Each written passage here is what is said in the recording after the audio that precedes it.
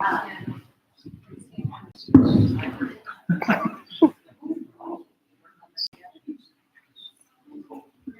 with 1.1, adjustment to the agenda. Do we have anything, Judy, today? No adjustment. 1.2, approval of the minutes. Do we have a motion? No. Thank you. Any further discussion? All in favor? Motion carries. Thank you.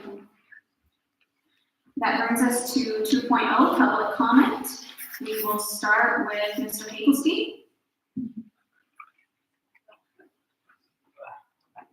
Would you like a microphone, or? I think I got a lot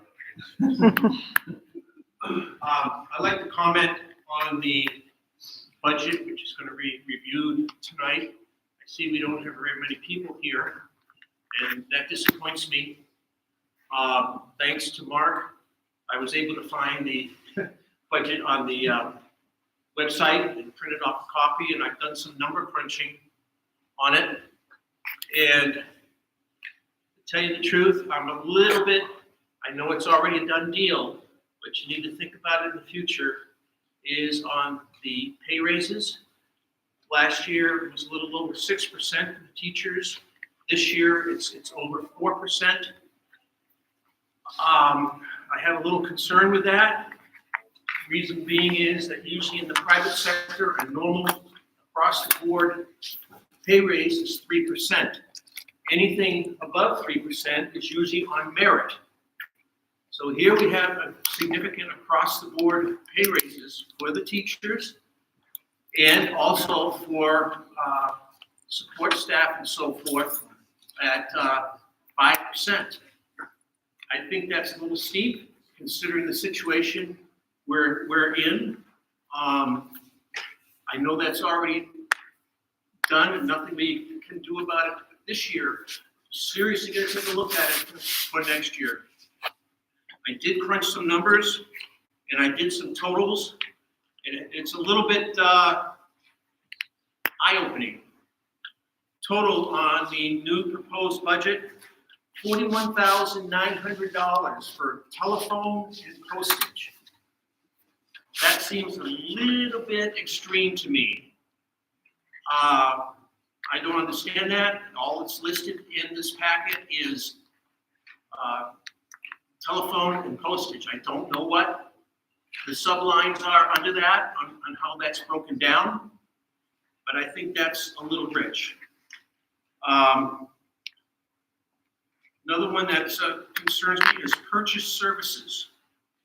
I know we have, and I suspect it's in the purchase services, is the new roof for the gym. That's in that one. If we got capital projects like roof or any other significant modifications to buildings and so forth, we should have a line in the budget that says for capitals. And those items listed out with what the costs will be for those, if you've got confirmed bids on it and accepted bids to do that work. Backing out what I believe was the roof, we still have $760,350 on purchase services complete.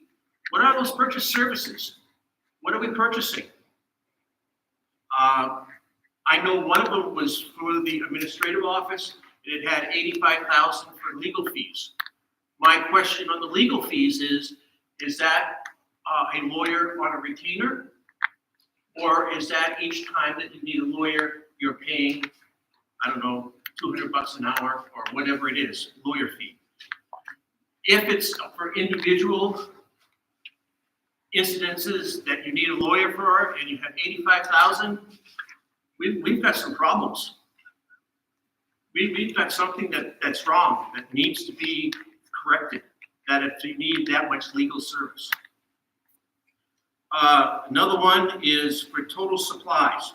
I understand things have gone up and materials and so forth, increase in cost, but total supplies for this proposed budget is $1,063,417.80.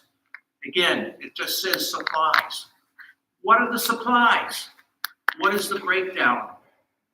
I really think the school board and the budget committee needs to go back and look at this and get into the weeds, so to speak, line item by line item, and get justification. One of the things that really caught my eye is the new proposed service on the buses, technology, so parents can check where their kids are and so forth. It's $21,000. My question is that a want or a need? The same with any of these other things on each line item. It needs to be reviewed. Is it a want or a need? If it's a want, I think we need to take a real hard look at it and say, is it necessary? Because if it's just a want and not a need, I think we need to take a hard look at it and maybe not do it. I crunched some numbers. Hang on a minute. Well, time is up. You've exceeded your 3-minute time limit, but we are going to discuss these articles again during budget meeting, which you'll have ample opportunity to ask questions. Thank you. We also have a comment from Rachel Bourgeois. Thank you, Bourgeois. But she is not here this evening, so Lori is going to read it on her behalf. All right, so she states, I'm not able to be at the meeting on Wednesday. Her daughter has gymnastics or something.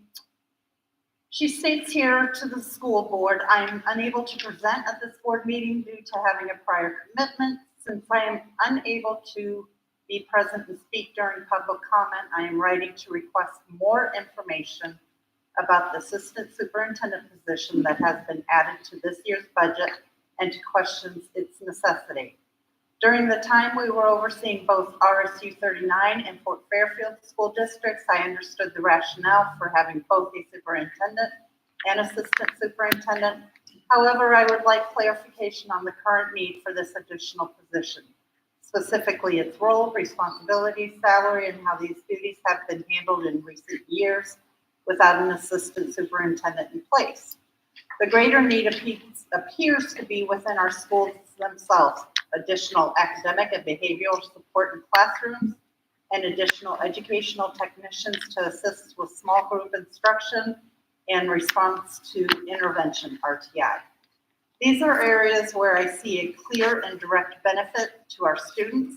I ask that we question whether this new administrative role is truly essential, what specific tasks or responsibilities are currently unmet, and justify the addition of new administrative position at this salary level.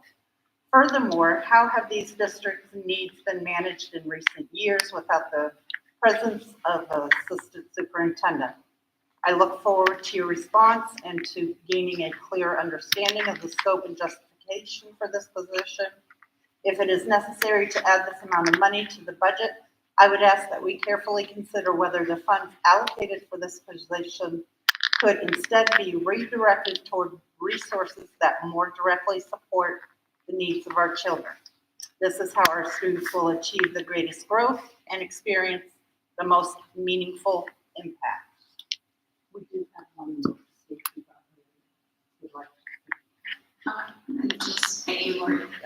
We'll have our last speaker, Lori just told me. Stacy? As long as you project enough. Oh, he's got a microphone if you need a microphone.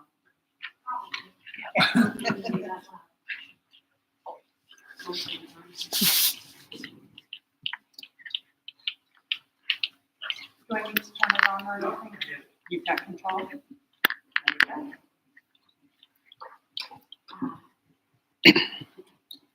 I know I've come before you previously, not this loud. I have to one more time give it a shot because I truly believe in my job. And I'm going to be the only one who's losing it this year.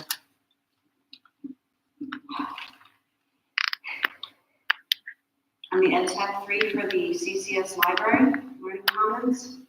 And I was informed 2 weeks ago that my position was being eliminated. My supervisor, Stephanie Brissette, and I were pretty astounded. as in 20 years of her service, there has not been an accessing of the ed tech in the library. We scrambled to compile a snapshot of what we do in the very large learning commons area, which is truly the heart and shining star, I believe, of CCS. Not to take away from anyone else, but it is Main Street. 3 minutes to describe the community, the curriculum and support work we do for grades K through 6 is nearly impossible. For those who don't know Learning Commons, the room contains over 11,000 volumes of books. It is the size of approximately 4 classrooms and requires constant maintenance, cleaning, cataloging, reviewing of books, and other administrative duties. The condition of the space is important, however, it is the academic support to the children of CCS which will suffer greatly without proper staffing. Mrs. Brissette and I have worked together over the last 3 years to develop a hands-on, literature-based STEAM curriculum. We don't just read a story, have students, and take a look and leave. Our lessons are meant to be challenging, engage, and instill a love of reading and learning. I cannot possibly go through all of our tailored curriculum, but just to name a few areas we've introduced to K through 6 is design challenges with AI, the scientific method, rocketry, parasite investigations, oil spills and cleanup.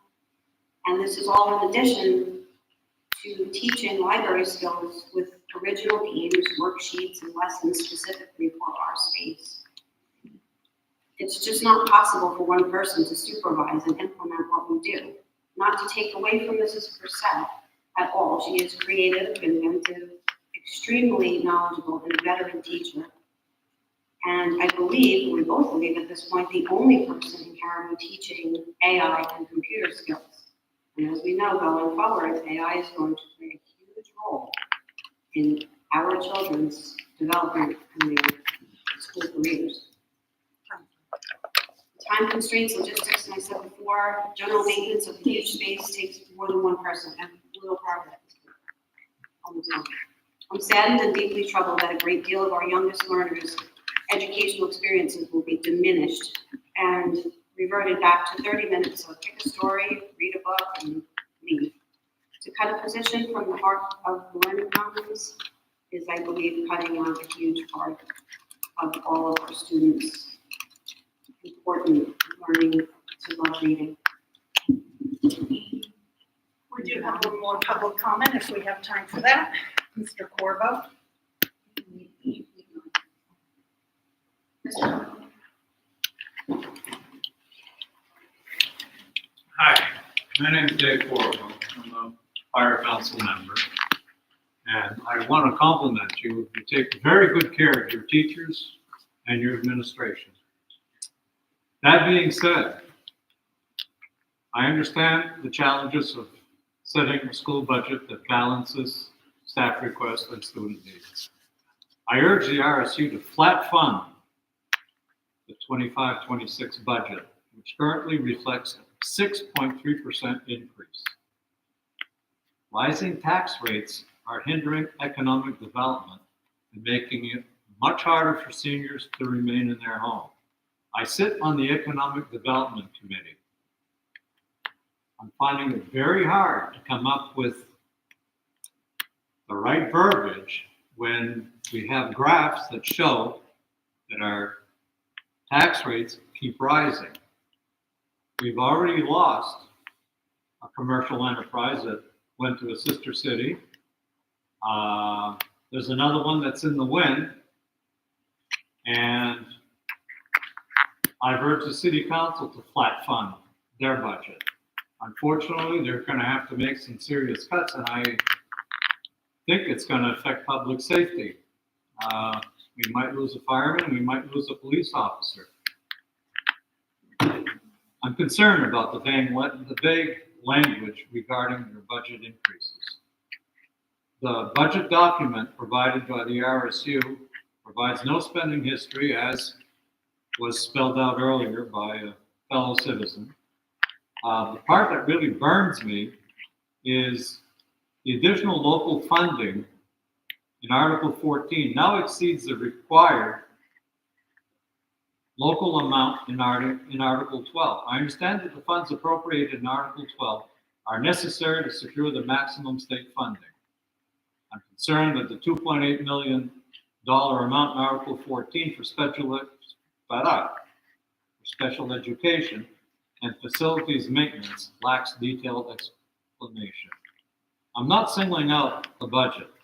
The council has a meeting on Tuesday, and as I stated previously,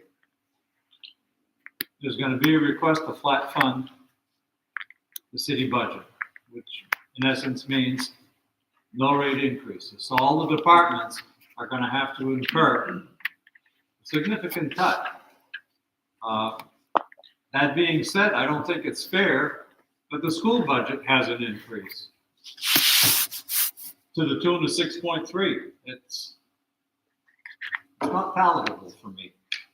I have a lot to lose, like all of you in here. I have 5 grandchildren in the system. I have 1 daughter on staff. But hard decisions have to be made. Other local towns are struggling as Caribou is. I just read this week where Old Town is looking at possibly laying off 10 or so people. That's serious. My time up? All right, I'm done.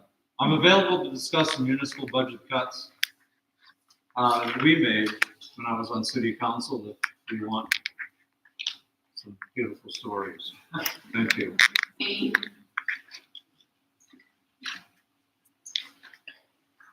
As that concludes our public comment section, we will move to the superintendent report, starting with 3.1 resignations.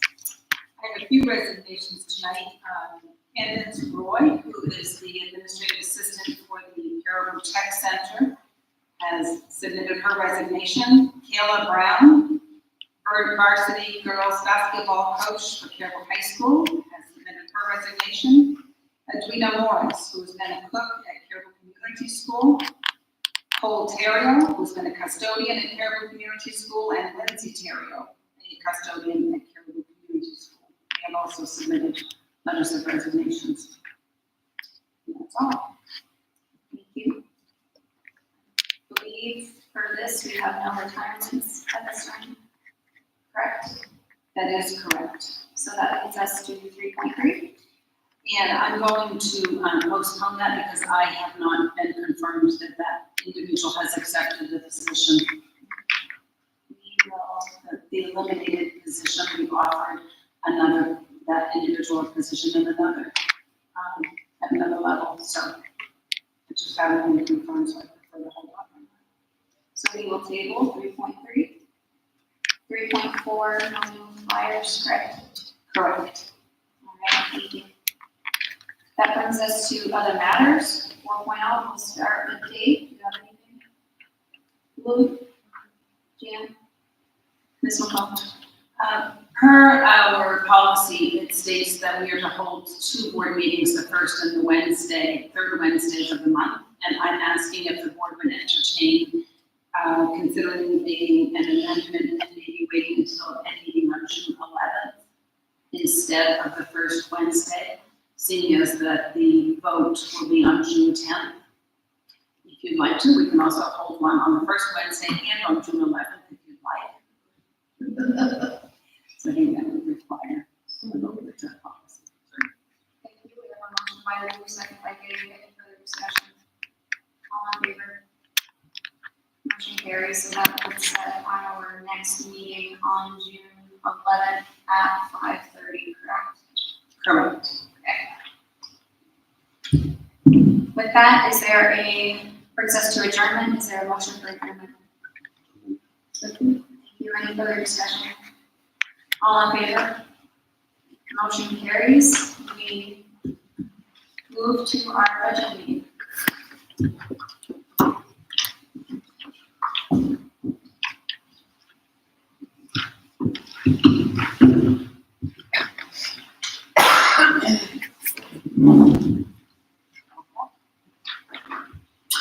evening, everyone, and welcome. Thank you for taking the time to join us tonight. Before we get started, I want to make sure I don't forget to thank all the people who have put a lot of time and effort into this budget, starting with the business manager, and the people in our office, and finance committee members, board members, and along with teachers and our administrators. Everyone has had some input at some point in time. So first, we'd like to start with, Sarah, if you want to move to the next one, thanks. Start with the budget process and timeline. I'm not sure that, we've made it clear at times about what we go through when our process starts. So just to kind of quickly go down through this. So actually, we began building the budget in October. We started meeting with the board finance committee. And this year was the first year that we actually held a public finance forum in October. We had invited community members in to come in and share with us some ideas and suggestions they have, how to potentially increase revenues, and how to better utilize our resources. So I think we had, at that forum, we had several people that attended, some of whom are here with us tonight. In November, we continue meeting monthly with the board finance committee, trying to determine, what the direction is and what areas they would like us to make sure and preserve, such as capital improvements. That's one that we keep cutting from, and it's catching up with us, as you'll see. And December, we're expecting all requisitions from our administrators, leadership, that comes from the staff, of course. And then Mark begins entering all of the information into the program in our system, and to see what it looks like if we were to have a status quo budget, keeping everything that we have and remain consistent, not adding anything new. And from there, we begin to start assuming that the board, which they did, ask us to make some reductions, because the Mark, I think he was sharing with you what we call our shock value. I think it was up around 26 million, correct, Mark? And so we start going in and making some cuts. We ask the building administrators to meet with teachers and make some cuts to things that are what we would call number 3. We have them ordered 1, 2, and 3, 1 being high priority, 2 being we can live without it, and 3 being, I guess, we can survive another year without that. And so we get those cuts in, and Mr. Bushard goes into the program once again, makes those cuts, and we meet again to see with the finance committee to see if that's adequate or not. This year we went into 2 deep cuts, so when going back to administrators in February and asking for more cuts to be made. Also in February, we started negotiations. This year, we had 2 contracts to negotiate. We had our support staff contract, which is secretaries and ed techs. And then we also had our teachers contract that was reaching its 3-year maximum expiration, and we needed to negotiate that. Also in February is when we learned about our 279. That's what we get from our subsidy from the state. And so this is about midway through our process. So once again, we go back into our budget and make some more adjustments. When we get the 279, it also gives us information, not only what they're providing for us for funding, but what we have to raise, as mentioned earlier, our required amount that we have to raise in order for us to obtain those funds from the state.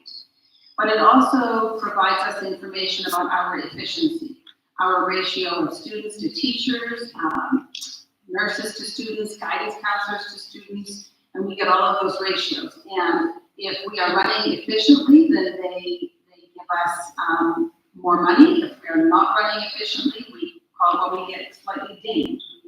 We lose money because we're not running efficiently. So we focus on the areas that are showing that we're not efficient in, and those are the areas that we potentially have to make some eliminations or some cuts from.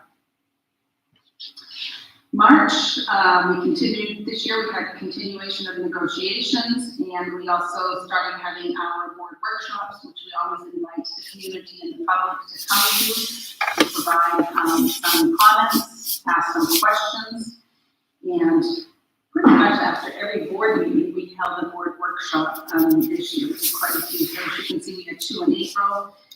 And then also in April is when we find out about our health insurance premium rates. Leading up to April, we had first learned that they were going to, it would be a maximum of an 18% increase in insurance.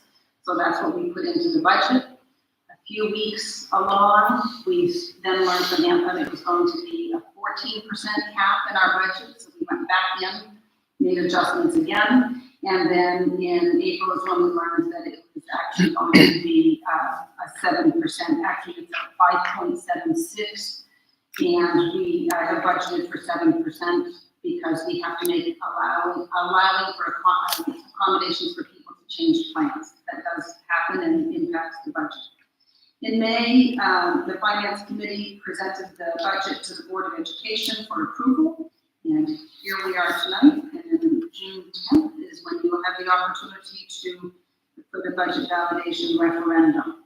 So that kind of gives you an idea of the process of what our timeline looks like when we're building our budget. Sarah? Some of the key components to take into consideration that impact our budget, of course, enrollment, number of staff, revenue, state subsidy, municipal assessments, cost of operations, and salary and benefits. And we'll drill into those just a little bit for you. So this is what our enrollment looks like and staff for Caribou Community School and Caribou High School. These are the numbers that are used for our 279 EPS funding. So our student enrollment is 1,189, about 20 students less than we had last year. As you can see, we have 70 classroom teachers for that population, and other staff, which is guidance, library, nurse, and text, clerical, and so on, 26.8, and we have 4 administrators between those 2 buildings. Enrollment and staff for special education, student enrollment for students with IEPs with 228. We have 11 students that attend special purpose schools such as OTC. We have classroom teachers, 13, other staff, 24.6. That would be ed techs, PT, OT, speech, testing consultant, and 1 administrator for that population. Enrollment and staff for the Caribou Regional Tech Center. Student enrollment is 209 students. Classroom teachers, 13, with 15 programs. And we have 3, which would be clerical, ed tech, and guidance, and 1 administrator for that. For revenues, I think, Mark, this is you.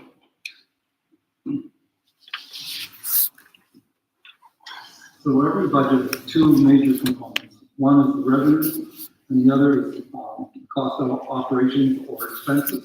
And the 2 obviously we have to have a balanced budget. And our revenues come from a variety of sources. The fund balance is an amount that if we budget a certain amount and take in a certain amount of revenue, but we don't spend that entire amount, then that would increase our fund balance. Of course, it could go the other direction as well. And we, this year, decided to take an additional $100,000 out of fund balance to help help balance this budget. State subsidy, of course, we'll talk about a little more later. Local required, an additional local debt service. This is the local portion of the, when we built the Caribou Community School, the additional gymnasium and the larger music space. And tuition is what we collect from surrounding schools that don't have high schools, that they tuition their kids to Caribou High School. And of course, miscellaneous receipts is other things, some billing we do for Medicare, some interest we earn on our checking accounts, that sort of thing. State subsidy, again, this is the lion's share of our revenues. And we were very, very fortunate this year to have an increase of just over $1 million, which of course 216,000 was dedicated to our CTE program, which is, you'll see is Article 2. So Article 2 is completely funded through subsidy. So the expenses that we incur there will match the subsidies. There's really no cost to the local taxpayer for the CTE program. Local contributions, again, this is what Caribou and Stockholm contribute to, funding the school this year. So we're asking basically we're increasing 370,853. I guess if you want to go back for a second. So why you see Stockholm with a negative amount is when the RSU was formed in 2009, Stockholm was roughly 4% of the RSU. Limestone was 15, and community care was the difference. And so at that point, they decided that Stockholm would not be involved in, like, you needed additional local. It would only be Limestone and Caribou participating in additional local. The reason is Stockholm has absolutely no infrastructure. There's no buildings to take care of. There's nothing of that sort. So they're just, and that was why it was decided at that, in 2009, that they would just go with the state's required mill rate. In this case, the state of Maine lowered the mill rate this year, and that's why it shows a slight reduction for Stockholm. Next year, it could go up. Year to year is what the Department of Ed determines when they calculate the ED 279. What I wanted to show is that this has been the history. I started the chart in 2013, 14, because that's when I started. And I just wanted to show that, from my perspective, we have not been terribly unkind to the taxpayer. Jan, I hope I don't shoot you with my laser saber here, but 24, 25, that increase was horrendous. And I personally did not support it. In fact, I'm the first business manager in the state of Maine to vote against his own budget. That's how much I was displeased with it. And the year prior was high as well, and that was, stuff was coming out of the COVID years. But and again, this year I'm saying we're in a respectable area.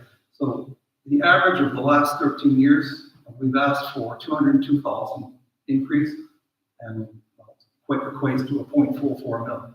But you can see over the years, what we've asked for has been really minimal. Again, except for, it started in 2023. 2019, 2020, that 51.51, the half mil, that was when we started making payments on the Caribou Community School, the local portion, the new gymnasium and the expanded music room. And then for the next 2 years, we went either flat or we returned money back to the communities. So again, when you look at the history, I mean, we've done, I think, as a district, a really good job to try to control the impact of the taxpayers. Cost of operations, this is the expense side of the budget, which you'll have in your, you have in your budget books. Again, showing where we were last year, where we are this year, the increase. And the column on the left just shows you the percentage. So 30.8% regular instruction, Article 1.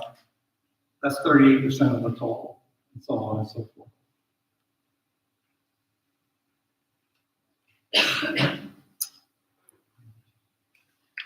You're welcome.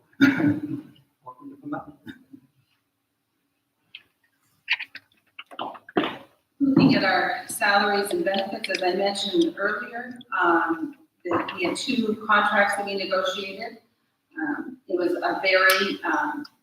It was a pleasant conversation between the 2 sides, I think, and we felt that we came to an agreement that was fair to our staff, as we recognize that they do work hard and put in a lot of hours and a lot of compassion for our students. And we also felt that we were being respectful to the district budget and to not have as high of an increase as what we've had in the past few years. There is a new law that we have to abide by, and it impacts the salaries and benefits for ed techs and secretaries. And the law has told us that we need to pay ed techs, they need to be paid 125% of the state minimum wage. And support staff, once again, that would be our secretaries, would they have to be paid 115% of the state minimum wage. So that was you will see the change in our budget, but that's how we have to abide by the law. And the others, as mentioned before, will be getting a 5% increase. Benefits, so we had rates increase our budget. As I said, our insurance, we budgeted for 7% in preparation for potential changes. The cost of operations, this chart, I just want to make sure that it's clear that this excludes any state paid debt service. So this is based on the $21,789,014. So we have 79% of our budget is salary and benefits. Purchase services 5%, operations and utilities 5%, other, which would be professional development, training, dues and fees, things such as that, 2%. Our supplies are 8%, and our local debt service is 1%.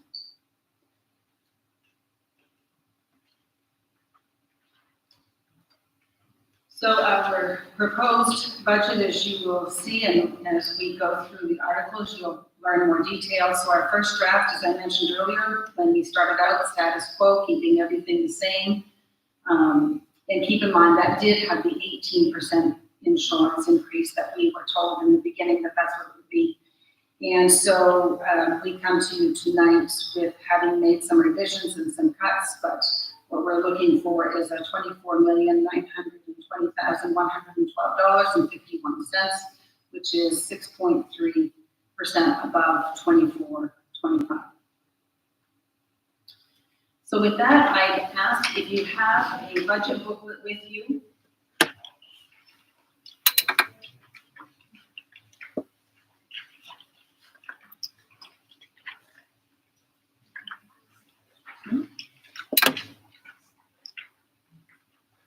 Starting in your budget booklet, on page 2, when you go to the poll to vote, you'll notice this is a question that sometimes people are wondering what it means. Currently, we have a validation process that requires both this meeting and for you to vote the polls, as you'll be doing on June 10th. Every 3 years, we have to, by law, invite you to either vote for, we continue this process, meaning tonight's meeting, and then also again to the polls, or you would prefer to move to a one-step process where, well, I shouldn't say one, we have to have a budget meeting, which we had earlier, but then we have this meeting as well.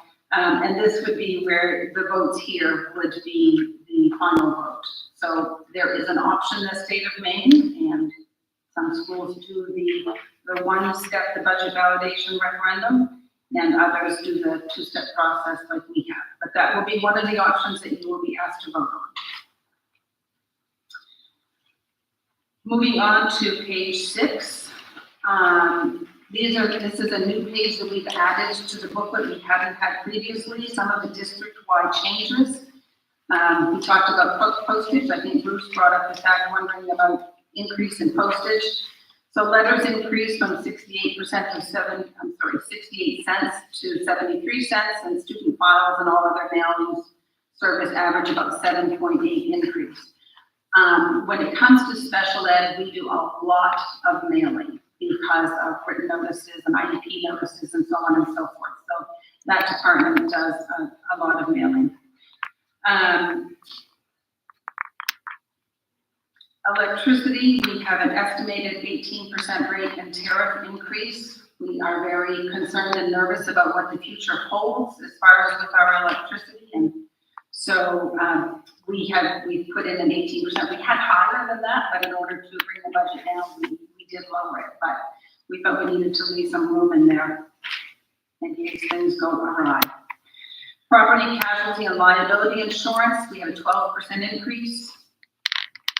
Salaries and salary and wages, teachers, as we mentioned earlier, 4.7. That was negotiated through the collective bargaining unit, and that's a 3-year agreement. Ed techs and secretaries, as I mentioned, we have a new law that we have to abide by, so therefore our ed techs, there was a 14.13% total wages average increase, and secretaries, it was 11.85% total wages increase due to abiding by those laws. And I said the others are 5%. Benefits, health insurance, we talked about a 5.76 increase, once again budgeted 7 for room, and workman's comp was a 1% decrease.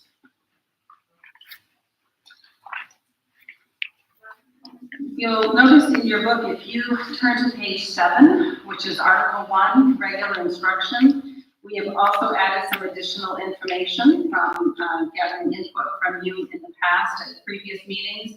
And at the bottom of each of the article pages, you'll see it's called Article Notes. And it just briefly gives you some reasoning as to some of the significant increases and or decreases. So in Article 1, like I said, it's on page 7. You'll notice course reimbursement, decrease of 48.5%. We've had fewer staff than last year requesting course reimbursements, and we know that somewhat in advance, so we lessened that amount. Equipment rental, photocopiers, we've increased that with a 93.2% increase. That's where Mr. Bushard goes in, he looks at our actuals, he looks at our history, and we recognize that we have not been putting enough money in that line for our photocopiers, and we've actually been paying more than the 16,000. So that's why the increase for that. Tuition to other districts, we decreased that by 63.6%. As you can see, we had allocated 22,000 for that. This year, we're only putting in 8,000 because we haven't been utilizing that for paying tuition to for students from RSU39 to attend a different district. So we removed some of that money. Supplies, 26.1 increase. That's ELA supplies. Power Hour, that's a program we run at Carroll Community School, an after-school program that has been funded by Title I for a period of time, and we have put that back in our general budget because, once again, some concerns with the federal government and the decisions they'll be making. Textbooks, 331.9%. Yeah, that is a lot. Let me explain. It's 3 grade levels, grades 6, 7, and 8 science books, and it's a 3-year subscription. So really, that they will be all set for 3 years. So that's why it is a huge increase. We did get spoiled for a few years. We bought almost all of our textbooks from using COVID and ESSER funds, and now we've had to resume that responsibility as we did before COVID. Technology, 28.7 decrease. we'll talk about that. We did some reallocation, so you're going to see some of that change will be reflected in Article 5 under technology. Moving through the budget process, Mr. Bouchard sometimes recognizes that we don't have things in the right place where they should be according to the article in the budget. Dues and fees, 43.4% down. That's the elimination of CASE dues. CASE is an organization that some Aroostook County districts belong to, and it's been around for quite a period of time. And what's happened over the past several years is that our staff has been utilizing less and less of the offerings through CASE, and CASE has actually offered less offerings. So we were paying approximately $12,000 a year in dues.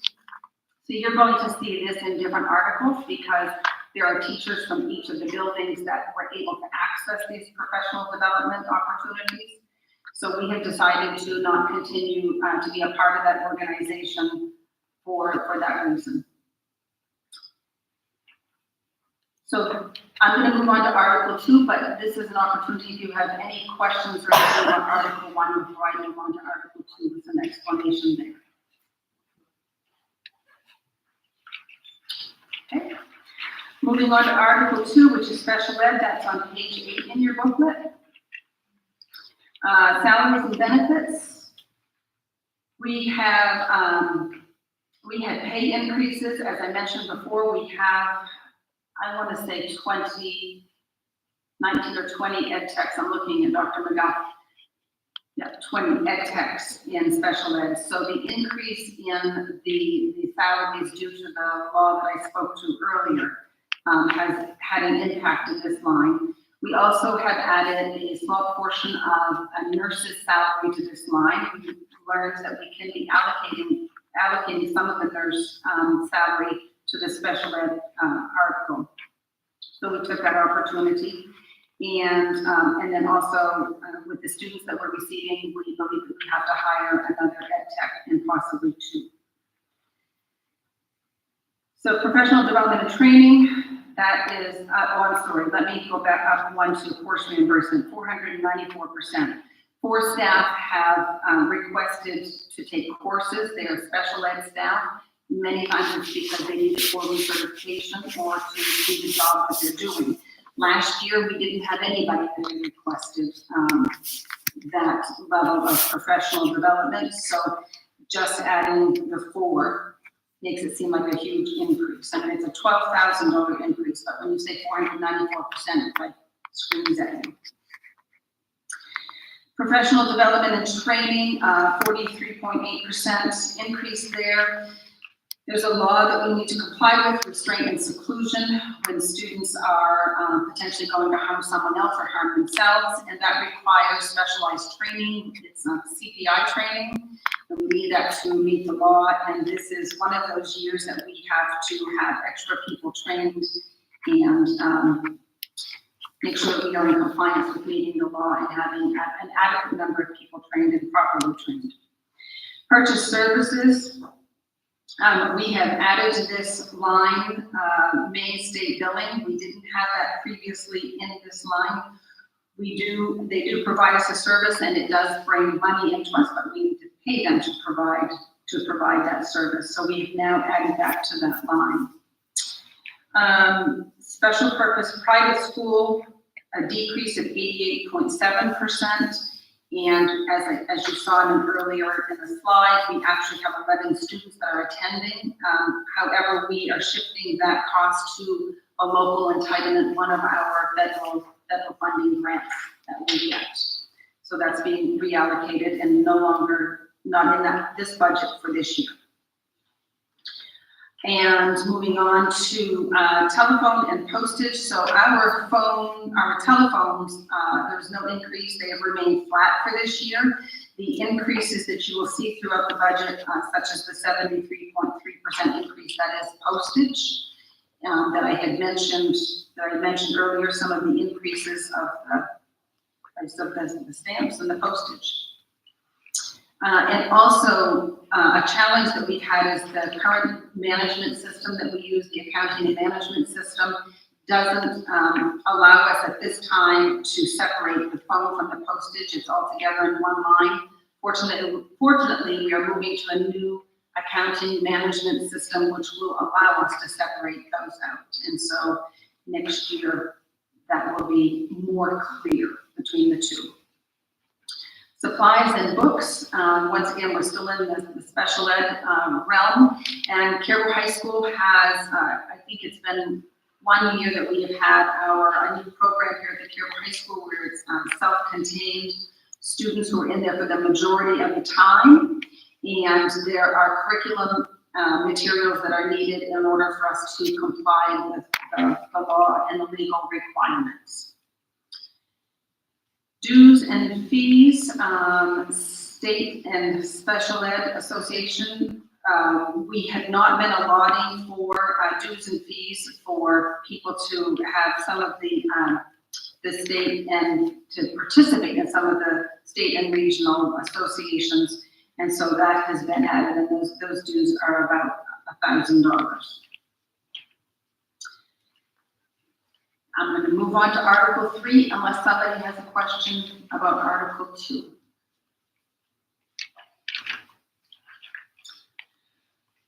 So Article 3 is career and technical education. That's on page 9 in your booklet.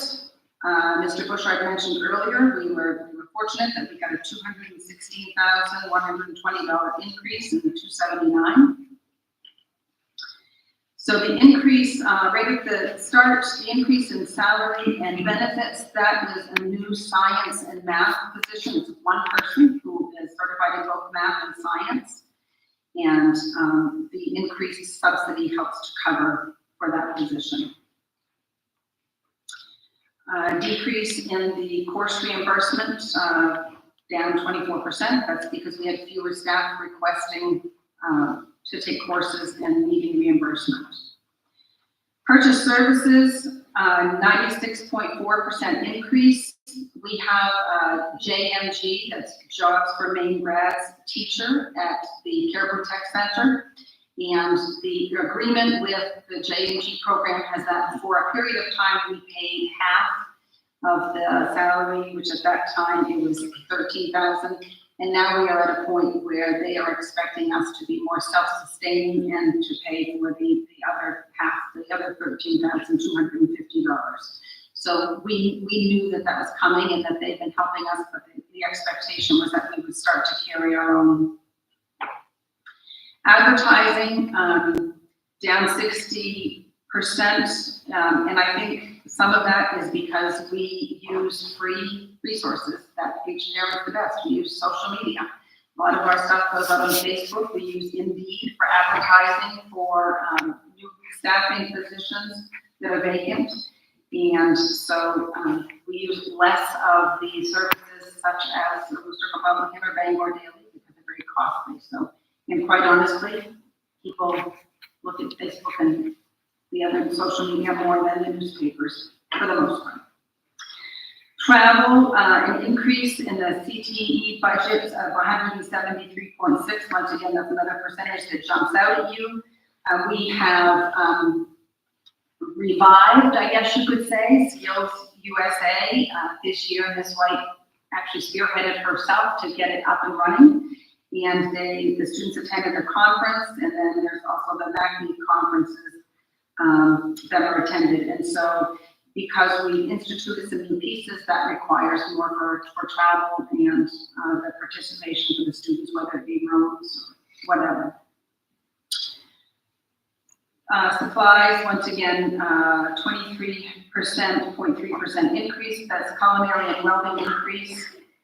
Looking at what we have used in the past or put in the budget in the past was not enough. So we included the 44,000 extra to make sure that we're covering that adequately. Vehicle fuel, large equipment, 41.7 budget increase due to, once again, it was, when you look at the budget from last year, we were overspending and knew that it wasn't enough to cover for the program, so we increased it. Moving on to that part, that's operations and maintenance of the Caribou Technical Center salaries, an increase. We actually have a decrease there. It's half-time. We still have a full-time custodian, so now it's 1.5 where it was 2 before. So we saved a half-time custodian. There is an increase of 105.2% employee in that area, and that's due to employee benefit changes. As I said, if an employee or employees change their insurance plan, it can make a significant difference on the budget. Benefits, 205.2%. I mentioned, I just referred to that about the increase because of the budget, sorry. Purchase services, less 9.6%. We just, per Wayne St. Pierre, our facilities and transportation director, we just don't have as many projects that he feels are pertinent to get done this year. And the same way with supplies, it's down 24%. And the reason why it's down is once again per Wayne St. Pierre, we just don't have as many projects and we don't need that same level of funding. And dues and fees, that's down 6%. Electricity, that's at the top, I guess that's a 25% increase. Once again, great increases, the anticipated tariffs, the uncertainty of all of that. So that's it for Article 3, unless you have any questions for me about that.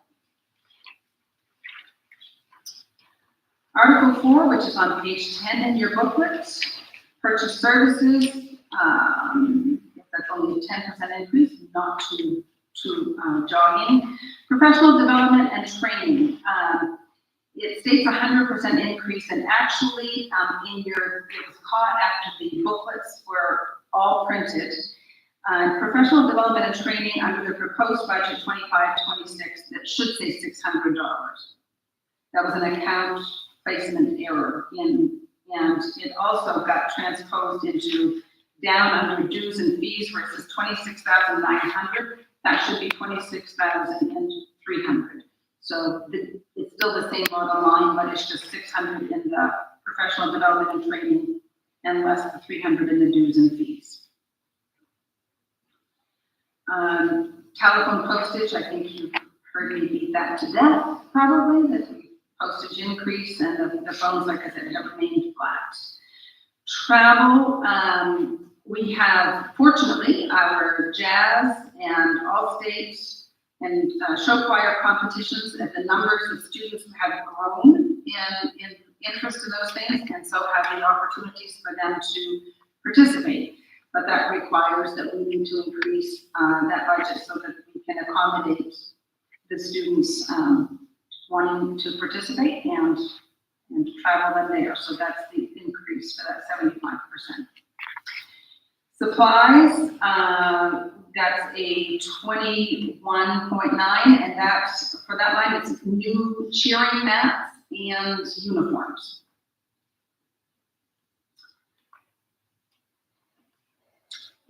And dues and fees, once again, that ties in with the jazz, All-State, and show choir because they do have to pay registrations and such. And like I said, when you have more children, you have to more students participating, and that's an increase. Any questions for Article 4? Mr. Hagelson? Yes, on the travel, when you say it's for the kids for tournaments and competitions and so forth, is there any way that maybe the kids, if they want to go on these, they do some fundraisers and so forth to try to minimize the impact on the school budget? I mean, if they want to go, they have to raise some money in order to accommodate that. Just a thought, because we could save some money there. During the time, local businesses all chipped in and we all paid for the room service to stay in the bank during turning time. So I don't know what the increase came from. Well, you still have a significant amount dedicated for travel. You said it was for competitions and so forth. So, Are there other things, Mr. Booker, that I'm missing other than that? Well, those days, those were for the athletic teams, tournament. These are for the music, chorus, different groups. Right. But, I mean, I suspect he's still saying, you know, to fundraise. But this increase is mostly due to our show choir, jazz, and all state.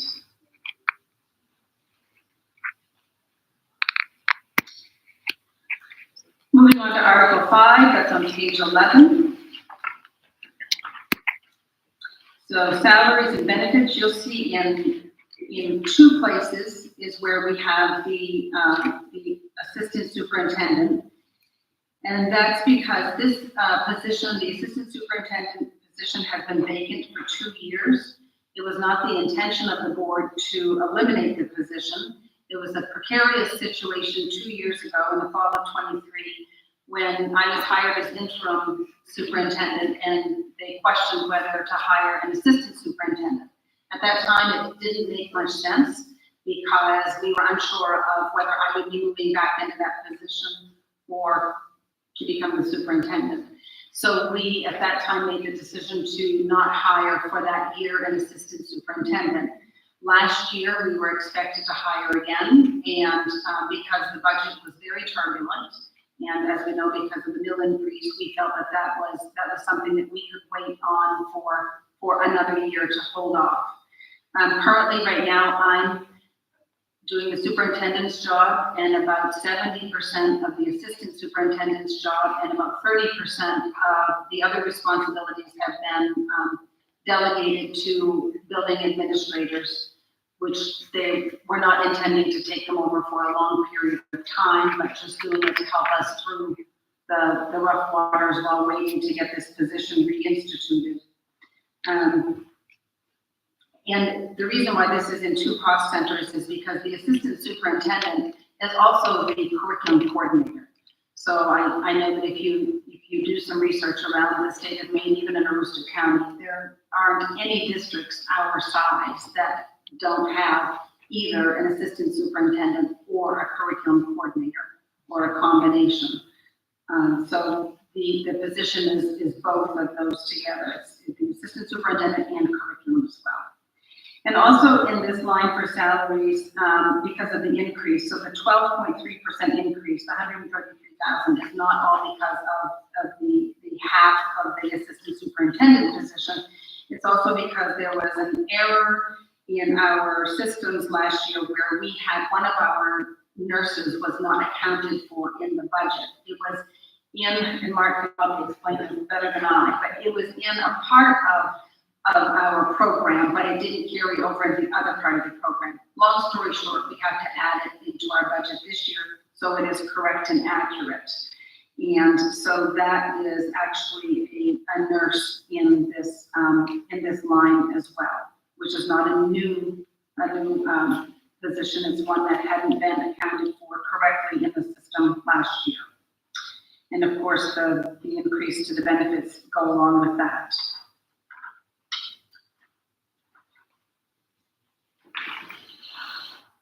Purchase services, 42% increase in this article.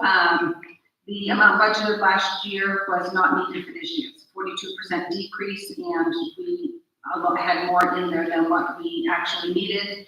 And we're looking at the actuals in the history, and so we brought it down some. Professional development and training, increase of 30%. Once again, that ties in with some of our guidance department additional training that's required and needed. And down in technology, this is where I mentioned earlier that you would see it in Article 5, where we have now correctly placed some of the technology items that should have been in this article to begin with. So it is really not an increase, it's just reallocating it to the right place. And so $31,801 are staff computer lease that were not budgeted in FY25. So we have expense realignments to code the technology supplies, as I said, to the appropriate cost center. Also in this increase, there are called the YBot networking watchdog software services. And we have to put the money up front, but we would get a 70% reimbursement for that at some point during the year. That's all I have for cost center 5 or Article 5, unless you have questions for me. Article 6, System Administration, which is page 12 on your book, in your booklet. Once again, salaries and benefits. We've already discussed that. This is the other half of the Assistant Superintendent / Curriculum Coordinator. And systems, technology, software, there's a 33% increase there. That is because I think I mentioned earlier that we are currently using ERP Pro, which has not been a very friendly program for our main office staff to use. So we are transitioning to Aptifund, which seems to be much more friendly, more accurate, and more pliable for us to use to meet our needs. So there's an overlap. For a couple of months, we need to keep ERP Pro and Aptifund because we need to make that transition, and we certainly don't want to lose any data from one system to the other that houses a lot of information in regarding all of our staff. So because of that overlap, this year only, it's going to cost us a little bit more, so we don't lose that.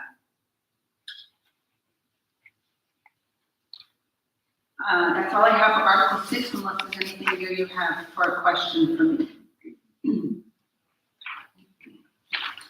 If not, we'll move on to Article 7, page 13 of your booklet. Course reimbursement, we're down 35% in one area. Once again, fewer staff registering or requesting for course reimbursement for the upcoming year. And supplies, 50.3% reduction. That's where the administrators and leadership went into the budget and made cuts to bring the budget down. I mentioned earlier in the presentation that we meet with them 2 or 3 times, continuously asking for more eliminations, and that's reflected here. Also, dues and fees, the 44.9% decrease. Once again, that's the us not participating in the case organization for the next year. Any questions about Article 7 for me? And we'll move on to Article 8. That's on page 14 in your booklet. Salaries and benefits. Once again, our new management system, it allows us, Aptifund allows us to do a better breakdown of, an example I can give you is our bus drivers and custodians. We have some bus drivers that are custodians as well. And this system, Aptifund, will now allow us to break it down so 30% of their day is driving bus and 70% of their day is custodial. We can now put it in the correct cost center. So obviously the 30% of their day that they're driving bus would be reflected here in the transportation article, whereas their custodial services would be reflected in the facilities. So it does a better job of breaking that down for us and putting it once again in the correct cost center and being a more transparent picture for the community, I believe. The routing software safety, that is a new bus routing program. We have been for years using TransFinder. We've been using a part of TransFinder. Wayne had not been able to use some of it because it was too convoluted for anyone to understand, and we had very little support. It was something that was offered to us from the Department of Education, and that's no longer being offered to us.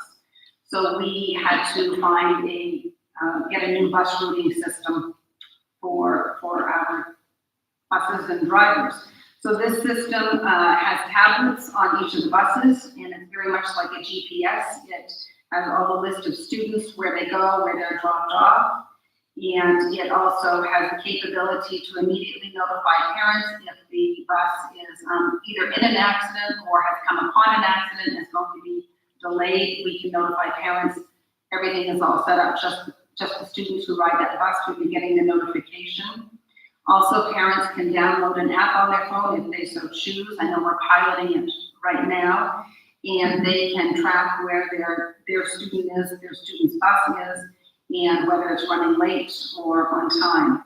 I know our substitute bus drivers are very appreciative of this because the pencil and paper and 15 pages of papers to try to go through when they're trying to figure out driving the bus where Susie is supposed to get off at, is, and trying to find what changed, and it's been scary, I guess I would say, because sometimes it's hard for them. Even our regular daily bus drivers sometimes have challenges with dealing with all the changes that happen in the course of one day for student busing. So this is an additional, it's a new, and it's replacing TransFinder. Telephone postage, that's an 85% increase. And Mr. Bouchard explained to me that last year in the budget for you, it was supposed to have $7,000, you said, right, Mark? And somehow that was not put in there accurately. So back in 24-25, it was 8,100, and it was not supposed to be decreased down to 1,150. That's not reasonable. So that was an error. And electricity, 15% increase. I'm not going to repeat myself. You've heard me say that enough.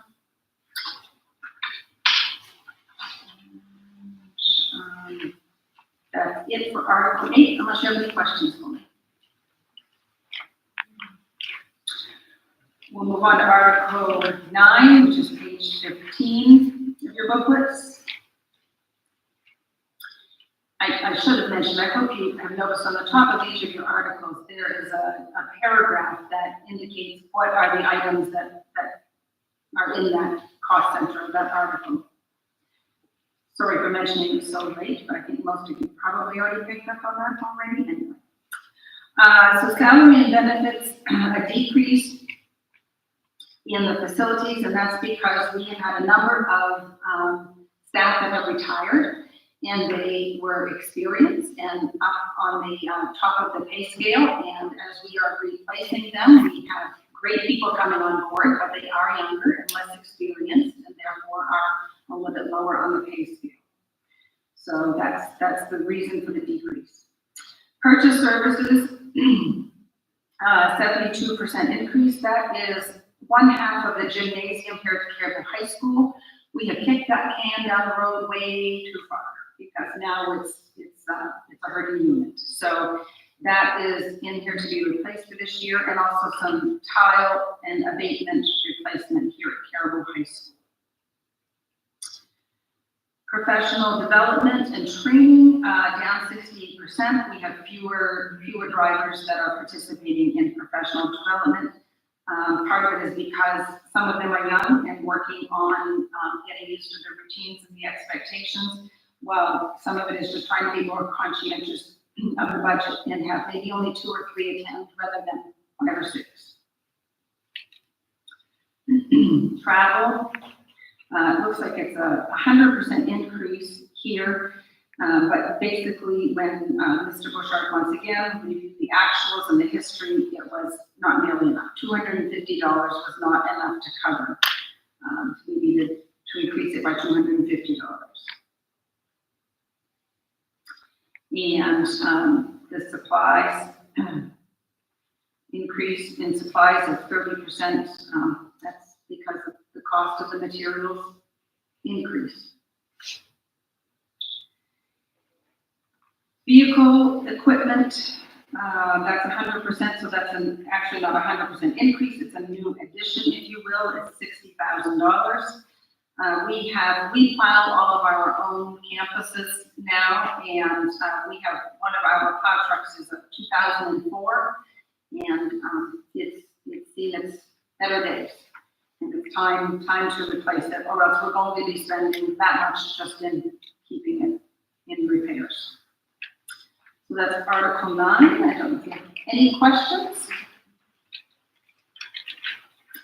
Then move on to Article 10, which is debt service. I don't have a lot to say about that, except for the debt service. That includes our new school. It includes our bond for our track. That's the $660,000 bond that we took for our track. It's our Caribou Technical Education bond that we have. We got a grant, a $1.6 million grant. And that's a 7-year bond, and this is year 1 of year 7. And that is $59,300, that's interest on, correct, Mark?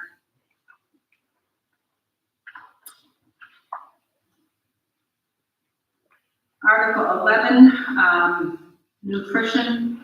Basically, it's the, any increases there are salary and benefits. Other than that, it's a very sufficient, well-run program. Summary of revenues. The only thing I'd like to highlight or mention is our tuition. There's a decrease of 1%, which is somewhere around $13,000. We were made aware of a law that's actually been in place for some time, but we were not aware of it, that if we have a student that is tuitioned to Caribou and they attend the Caribou Technology Center, then we can only charge the district they're coming from 2/3 of the tuition. So to keep this simple, if the tuition is $12,000, then we can only charge $9,000 and not the full $12,000.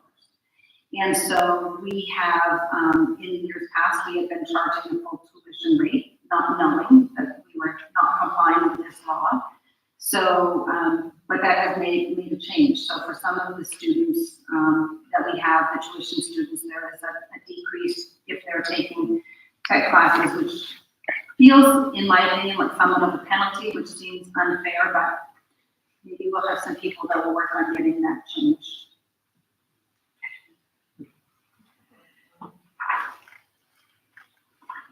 And that, I think, takes it from my explanation. The only other things that I want to mention to you before you finally have the opportunity to vote is on page 21.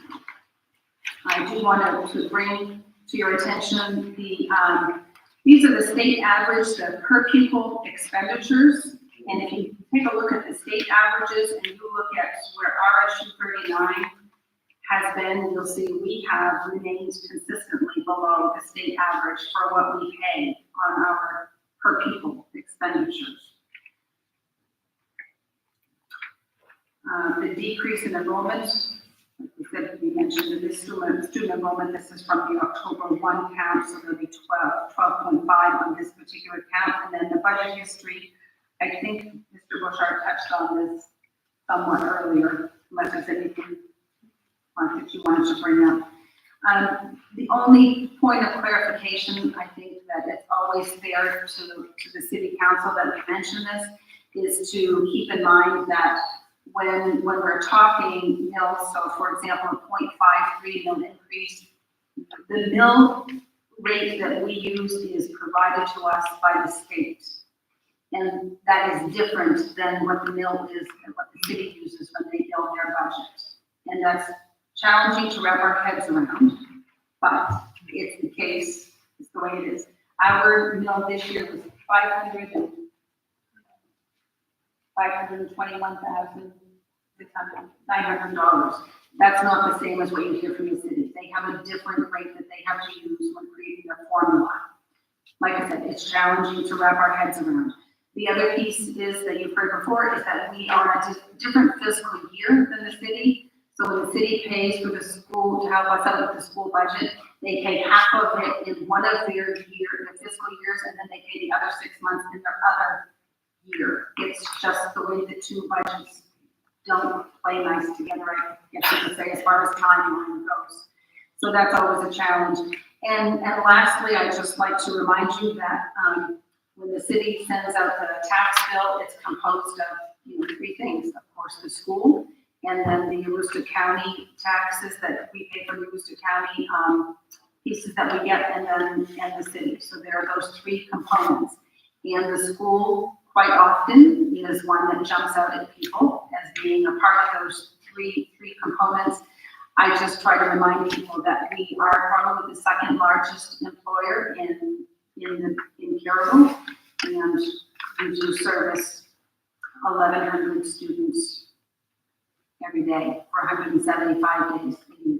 So we have a lot of staff, and we have a lot of great staff and great students. So So with that said, I'm finished with my sharing, and I will move on to the process. I'd like to nominate Sam Collins as a moderator for this portion of our budget hearing. Any further discussion? All in favor? Motion carries. Thank you, Mr. Collins.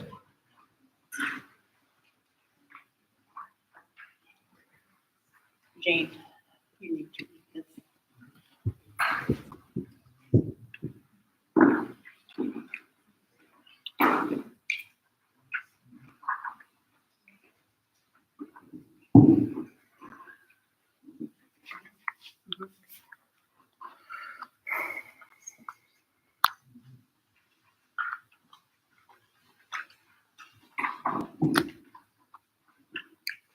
The administration votes.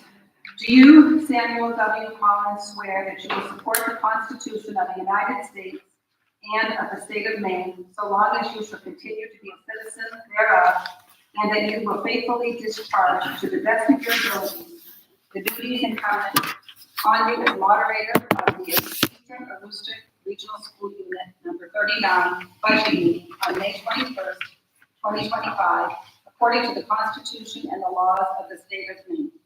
I do.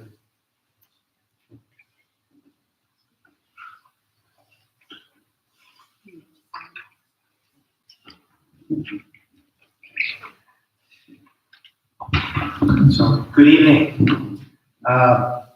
My first action is to elect and appoint a ballot clerk, and I choose Lori Chapman to be that ballot clerk. So, Unless we have any other volunteers.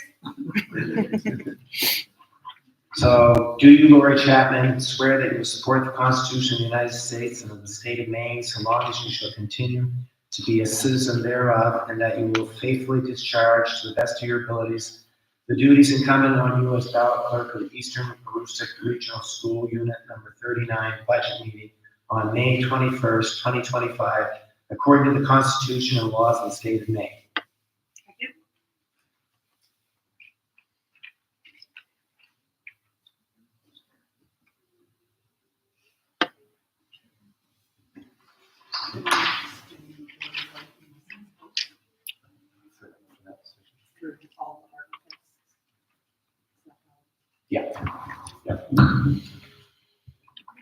So, all the articles except for Article 14, which we will be doing a paper ballot on, will be by a majority vote. So I'll go through each of the articles. Superintendent McCall did a great job explaining the specifics of the articles.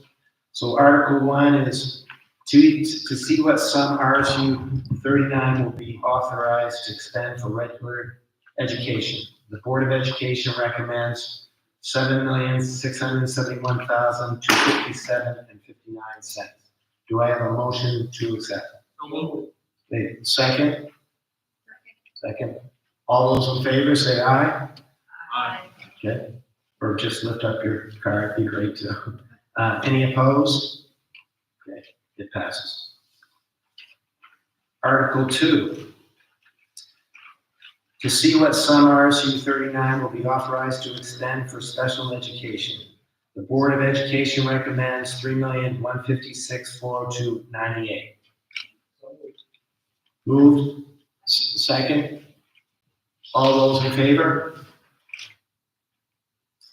Any opposed? Passes. Article 3. To see what sum RSU 39 will be authorized to extend for career and technical education. The Board of Education recommends $2,255,924.32. Motion, is there a second? Second. Second. All those in favor? Thank you. Any opposed? Thank you. Passes. Article 4. To see what sum RSU 39 will be authorized to extend for other instruction. The Board of Education recommends $693,451.49. Is there a second? Second. Second. All those in favor? Okay, thank you. Any opposed? One. Okay. It passes. Article 5, to see what sum RSU 39 would be authorized to extend for student and staff support. Board of Education recommends $1,978,210.96. Is there a second? Second. All those in favor? Any opposed? Thank you, passes. Article 6, to see what sum RSU 39 will be authorized to extend for system administration. Board of Education recommends $937,808.23. Is there a second? Second. All those in favor? Any opposed? It passes. Article 7, to see what sum RSU 39 will be authorized to extend for school administration. $837,848.28. Is there a second? Second. All those in favor? Thank you. Any opposed? Passes. Article 8, to see what sum RSU 39 will be authorized to expend for transportation and buses. The Board of Education recommends $1,148,324.86. Second. All those in favor? Thank you. Any opposed? Thank you. Passes. Article 9, to see what sum RSU 39 will be authorized to extend for facilities maintenance. $2,725,541.39. Second. All those in favor? Any opposed? Passes. Thank you. Article 10, debt service. To see what sum RSU 39 will be authorized to extend for debt service. $3,402,224.98. Second. All those in favor? Any opposed? Passes. Thank you. Other expenditures. To see what sum RSU 39 will be authorized to extend for other expenditures. Board of Education recommends $113,117.43. Second. Moved and second. All those in favor? Thank you. Any opposed? Passes. So the state local EPS funding allocation. Article 12, to see what sum RSU 39 will appropriate for the total cost of funding public education from pre-kindergarten to grade 12 as described in the Essential Programs and Services Funding Act, and to see what sum RSU 39 will raise and assess as each municipality's contribution to the total cost of public education from pre-kindergarten to grade 12 as described in the Essential Programs and Service Funding Act in accordance with the Maine Revised Statutes Title 20A, Section 15688. Recommended amounts set forth below. For the total appropriated by the municipality, the city of Caribou, $16,974,063.30. The town of Stockholm, $420,959.56, for a total appropriated of $17,395,022.86. The total raised by the municipality, the city of Caribou, $2,698,945. Town of Stockholm, $114,883.33. And the total for the RSU is $2,813,828.33. Second. All those in favor? Any opposed? Passes. Thank you.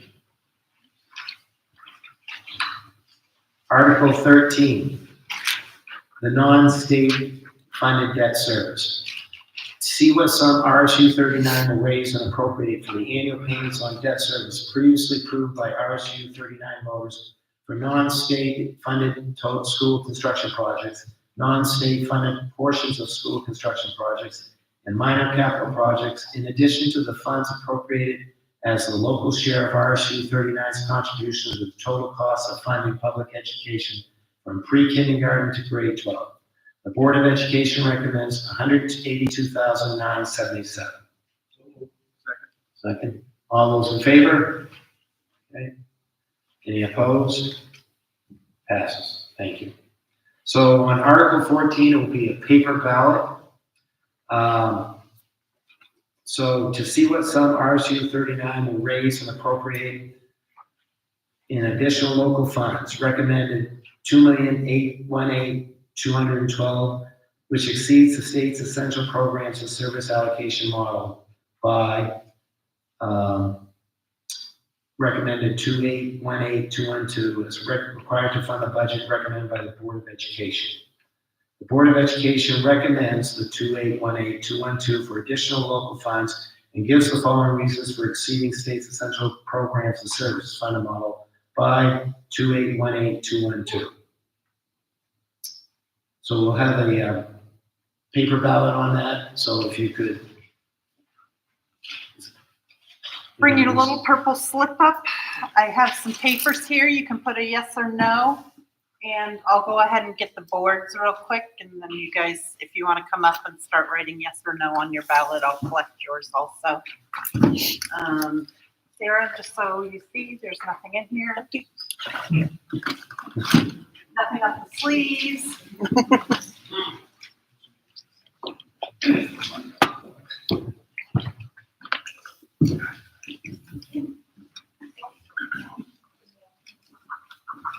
And there's pens up here if you don't have them.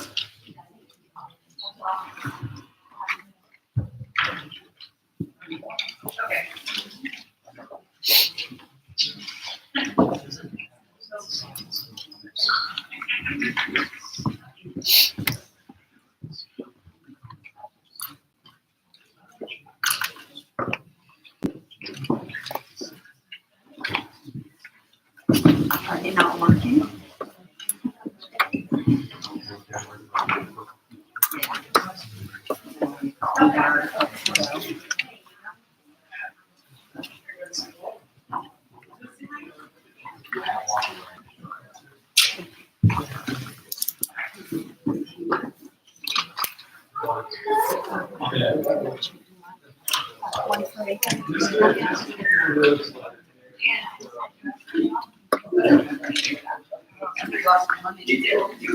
When, Bruce? Hey, who are you?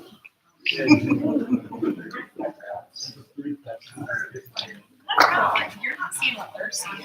They're seeing a whole lot. Hey, Sarah, can you come verify? Sure.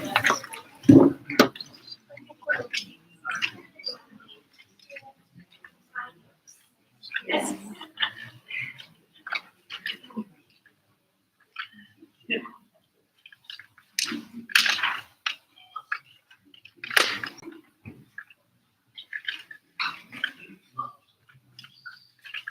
Sam, what are you gonna do for the tie?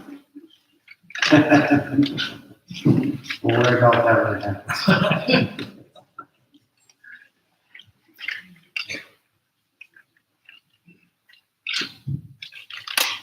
think we're gonna let you.